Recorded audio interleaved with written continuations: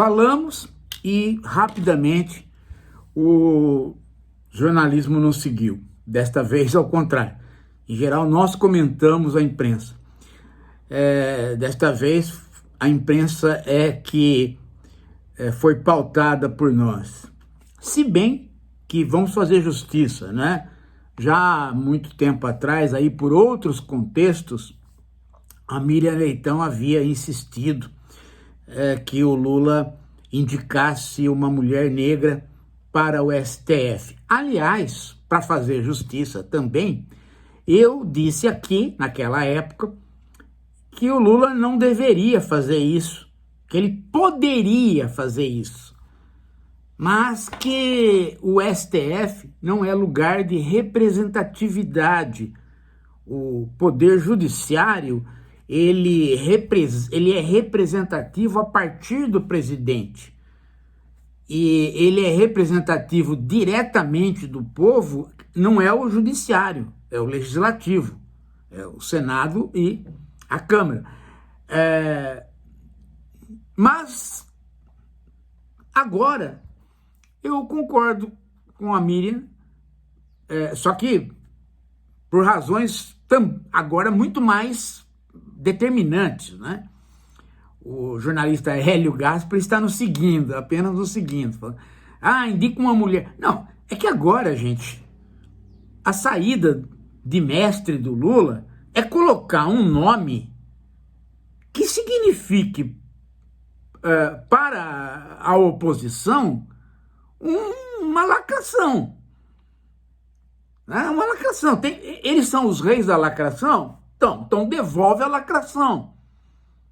Agora é hora de colocar uma mulher negra, nem deixar esse negócio de, não vai indicar, deixa para lá o assunto, depois das eleições, o Congresso não vai querer indicar mais ninguém, e prometeu que, o Columbre prometeu para o Flávio que isso é questão do governo posterior, de quem vencer as eleições. Não, nada disso, nada disso. O Lula está optando pelo confronto. O Lula está optando pela seja o que Deus quiser. O Lula está optando por tentei conciliar todo tipo de coisa. Agora não dá mais porque a eleição vai pro pau. E se é que vai pro pau, se é o tudo ou nada, então vai para a lacração. Mete uma mulher negra no STF. Eu quero ver o Congresso qual Columbre rejeitar. Eu quero ver eles argumentarem. Bota uma pessoa de bom currículo e pronto. Se eles rejeitarem, é a segunda rejeição, só que aí tem uma conotação bem clara, né, sobre o assunto.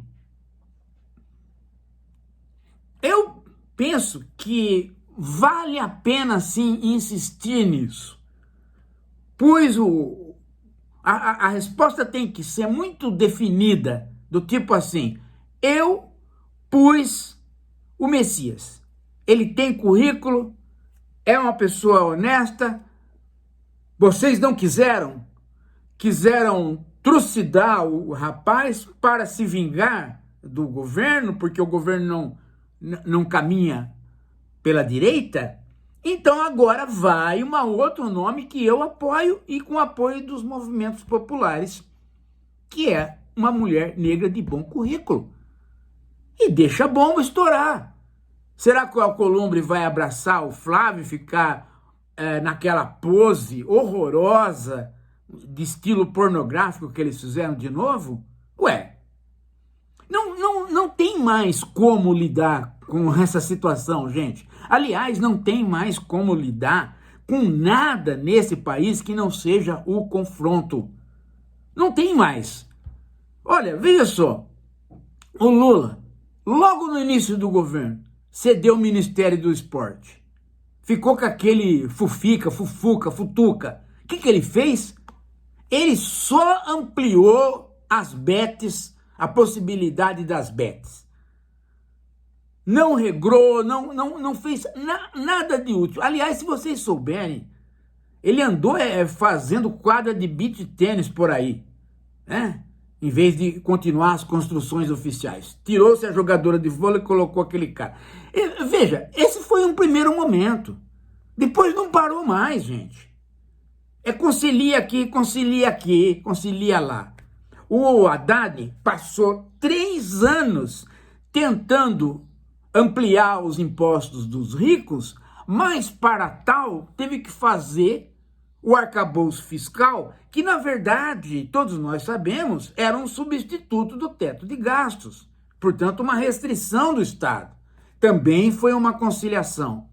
Depois daqueles vários momentos de conciliação com o Mota para satisfazer isso e aquilo, até mesmo o Lula fez vista grossa até para a questão do orçamento secreto.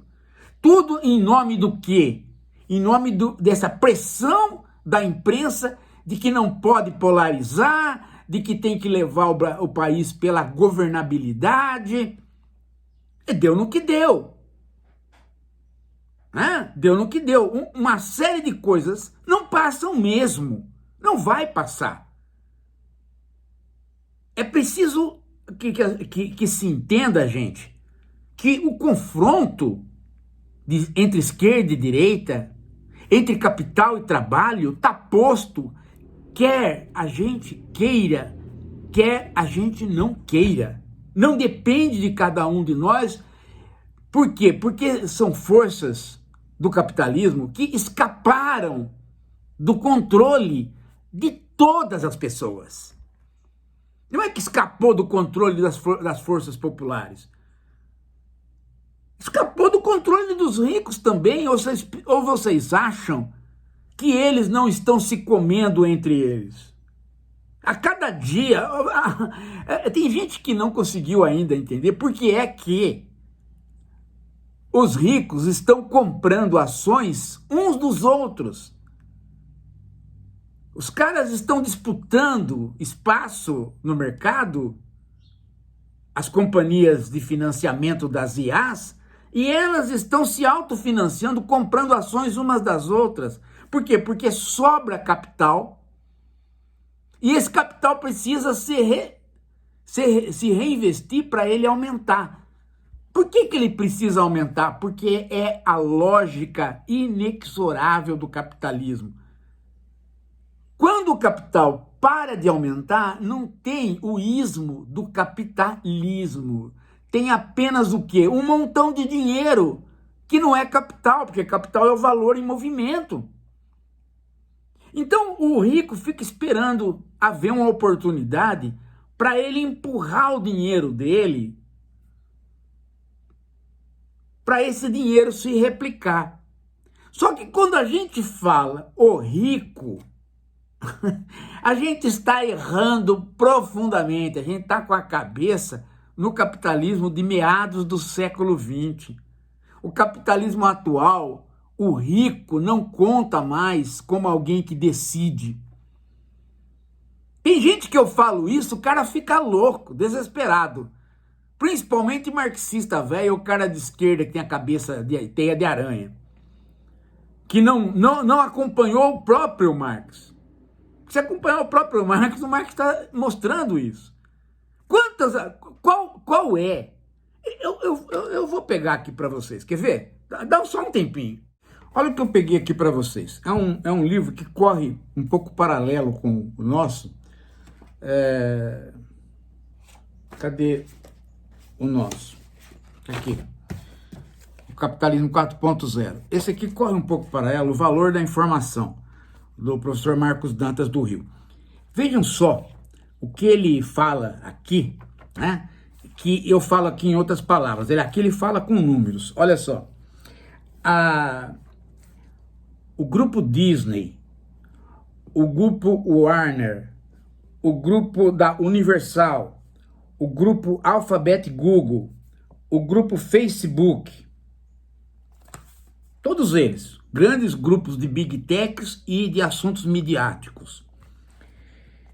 Então você acha que os ricos estão ali, né? Você vai achar que, do mesmo jeito, se você estender mais essa conversa aqui, e colocar outras empresas, você vai encontrar, né, a Tesla, né? E aí você começa a achar que os milionários do mundo, os bilionários do mundo, controlam, são donos dessas empresas. Mas veja como é que funciona. Ó, olha aqui, ó. Nomes conhecidos, como, por exemplo, o do Mark Zuckerberg, entre outros, estão estreitamente relacionados ao capital financeiro. Agora, presta bem atenção no número.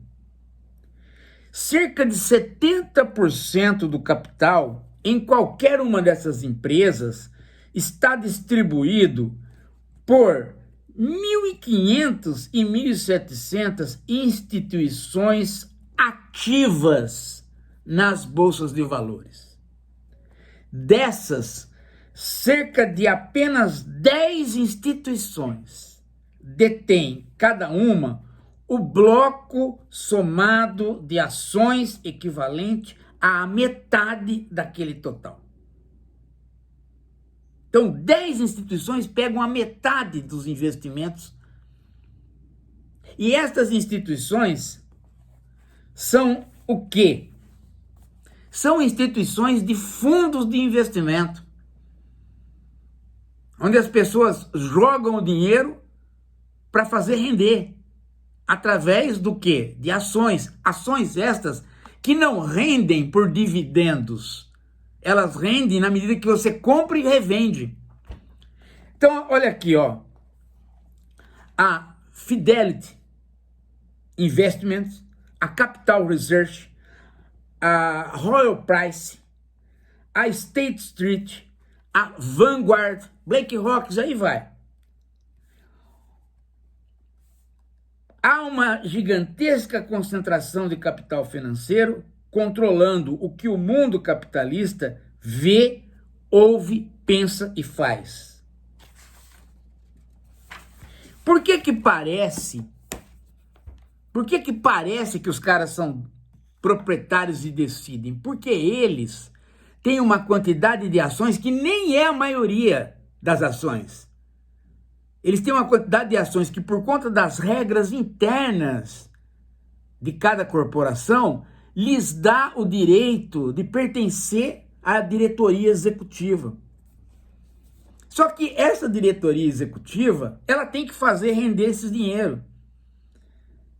De modo que eles não podem simplesmente competir entre eles e fazer a outra falir, porque se chegou a um ponto que não tem para onde o dinheiro correr. Então, muitas vezes é melhor você comprar as ações da outra e deixar a outra funcionar. Então, veja, o monopólio começa a não conseguir mais ser monopólio. Ele tenta ser monopólio de uma parte. Esses dias mesmo, o Zuckerberg estava dizendo, não compensa mais eu investir num certo tipo de IA.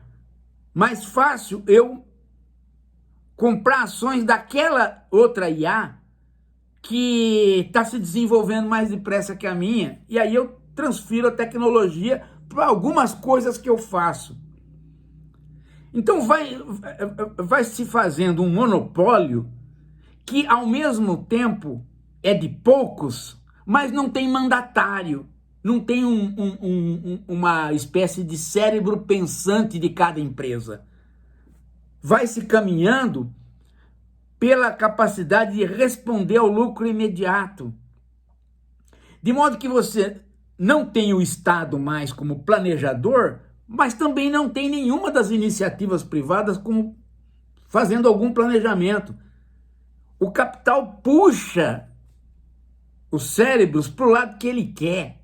De modo que nós perdemos o controle das coisas. Ninguém tem o controle das coisas. Nós estamos exatamente como naquele filme, naquele desenho do feiticeiro, do Mickey. A hora que solta os feitiços do caldeirão e depois ele se esquece de qual palavra mágica para fazer os feitiços voltarem. Esta imagem, aliás, no começo do século, é usada, olhando para o desenho, pelo Walter Benjamin. Deste volume de coisas que se perde a hora que sai do caldeirão, e ninguém mais encontra a palavra mágica para voltar para o caldeirão, ou seja, o feitiço sai, se espalha pelo mundo. Então, essa situação, gente, nos está empurrando para um capitalismo que ele nos impõe, ele nos coloca numa situação de confronto que a gente deseje ou não o confronto. Então, se você falar assim para mim, professor, não vamos mais alimentar uma luta de classes, como é que se diz, exacerbada. Vamos tentar administrar o capitalismo. Não é possível. Não é possível. Porque não tem uma instância que o administre mais. Só o capital é o sujeito, ele é um sujeito maquinal, que nos domina e nos empurra para onde ele quer. E onde ele quer chegar? Ele quer chegar naquilo que ele é. O capital é o confronto dele com o trabalho. Portanto, ele quer chegar nisso. E ele chega. E ele chega. Tanto é que ele se manifesta nos regimes democráticos através das eleições. Periodicamente, o que a gente tem assistido é que em todos os debates do mundo, o confronto é polarizado entre esquerda e direita, não está tendo mais meio termo. Então, o Lula percebeu isso, gente. O Lula percebeu isso. E ele vai para o confronto. Explica para mim se tem outra coisa que fazer. Quando da entrada do neoliberalismo, ficou-se aquele melê, né? Ficou-se aquele melê. Bom, ainda temos uma terceira via, né? A social-democracia oficial foi cedendo espaço para o neoliberalismo. O Fernando Henrique foi absorvendo todo o neoliberalismo, como o Bill Clinton nos Estados Unidos absorveu também, e como outros estados na Europa. Chegou um momento que simplesmente aqueles que estavam cedendo cumpriram a sua função histórica e desapareceram. Desapareceram. O Obama cumpriu a sua função histórica, o Bill Clinton cumpriu a sua função histórica, e aí não deu mais. Veio o confronto e se explicitou na campanha, né? Que seria entre esquerda e direita, né? Não seria entre o Biden e o Trump. Seria entre o grupo da esquerda dentro do Partido Democrata e o Trump, mas acabou o dinheiro do grupo da esquerda. A mesma coisa aconteceu aqui. O PSDB cumpriu o seu papel, absorveu o neoliberalismo e chegou um momento que o PSDB foi absorvido, uma parte pela direita e uma parte pela esquerda. O Alckmin é vice do Lula. E vai para o confronto. E qual é o confronto? Em alguns países é mais radical, em outros menos, mas o confronto se dá entre quem vai fazer política pública que sustente uma vida mais igualitária e quem não quer deixar fazer política pública, porque acredita que a vida melhor é a vida desigualitária. E quem fala isso tem a sua legitimidade. De que maneira? Eu posso simplesmente dizer para você, eu quero viver bem, mas eu só me sinto bem se eu puder ter do meu lado quem está vivendo bem, mas pior do que eu. Que eu possa reconhecer que ele está vivendo pior que eu. Senão eu não fico feliz. Isso é direita, isso é uma direita liberal. E a gente pode falar também com legitimidade que a gente não se sente feliz se o cara ao lado estiver bem, mas estiver muito abaixo de nós. Ou se o cara ao lado estiver muito bem, muito acima de nós. Por quê? Porque isto impossibilita a convivência social. Vai criando dois mundos e vai diminuindo as possibilidades de nós termos, dentro do igualitarismo, uma sociedade mais rica. Porque a riqueza de uma sociedade está na troca de experiências. Quando um grupo social não convive no mesmo lugar que o outro grupo social, não há mais troca de experiências e a sociedade fica mais pobre. Fica mais pobre culturalmente, fica mais pobre em tudo. Essa é a nossa legitimidade de esquerda. A gente não reconhece falta de legitimidade na direita liberal. Mas a gente acha que a nossa legitimidade dá mais possibilidades para o Brasil. E vamos para o confronto. Vamos. Agora vai ter um confronto, já antes da eleição. Qual? A jornada de trabalho. Ela tem que diminuir. Nós temos que arrancar horas de trabalho do capital. Porque ele está avançando para um regime de horas de trabalho total, que é o biocapitalismo. Ele quer a gente 24 horas por dia ligado em algum trabalho. E muita gente acha que está no lazer, mas está no trabalho. Porque as plataformas, elas funcionam 24 horas, não para quem as aciona, é elas que nos acionam. Elas nos acionam a todo momento, até a hora que a gente nem percebe que pediu um Uber. E aí a plataforma de localização dos lugares é que não está nos conduzindo, é para tudo. O capitalismo de plataforma é um capitalismo, é um biocapitalismo. Ele nos explora 24 horas por dia.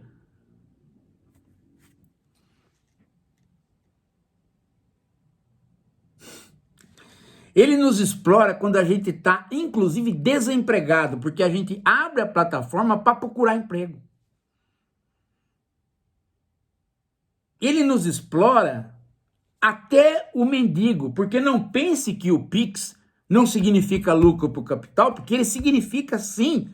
Você se bancarizou para ter Pix, então você já está pagando alguma taxa.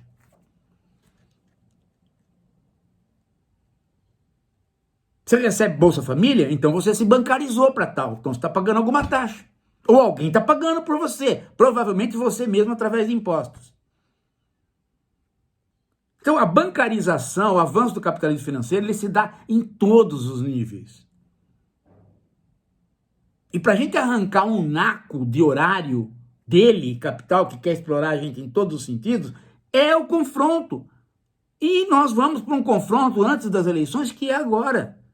É a jornada 6x1. E com este Congresso anunciando que o mais importante para o Alcolumbre é abraçar o Flávio e pôr a mão embaixo no Flávio, procurando ali bolas e só encontrar rachadinha, aquilo ali é uma foto que deve instruir todos nós.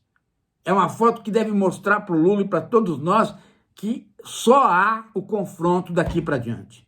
Não tem mais conciliação. Até porque estamos a 4 meses da eleição. Agora ou vai ou racha. E nós vamos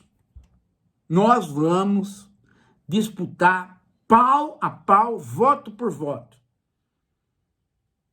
Não tem outro caminho, gente. O caminho dos caras aí, você vai ver, essa semana dessa história do Congresso, você vai ver o tipo de gente que aparece. O Pondé tá louco para escrever. Ele tá desesperado para escrever assim, ó. Tá vendo que bagunça esse Congresso? Essa politicalha é para desmerecer a política. Desmerecer a política é voto para a direita.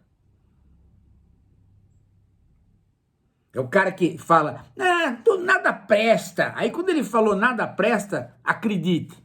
O voto dele é Flávio Bolsonaro. É isso, gente. Daqui a pouco a gente volta.